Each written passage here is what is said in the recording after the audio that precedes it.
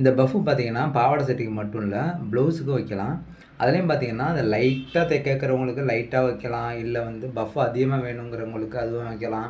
பார்த்தீங்கன்னா, ஃப்ளாட்டா எனக்கு இருந்தா போதும். பஃப்பே தேவையில்ல. ஆனா பஃப் இருக்க மாரி ஃப்ளாட்டா வேணும் அப்படிங்கிறவங்களுக்கும் வைக்கலாம். இங்க கட் பண்ணி வச்சிருக்கேன் பாருங்க. கை நீளம் வந்து 7 இன்ச் கேட்டிருந்தாங்க. அப்ப 7 இன்ச்சுங்கும்போது, தையலுக்கு வந்து ஒரு 1/2 இன்ச் மேல ஷோல்டர் பிடிக்கிறதுக்கு, அதெல்லாம் பார்த்தீங்கன்னா, கீழ மடிச்சு தச்சுக்கிறதுக்கு 1 இன்ச் விட்டுருங்க.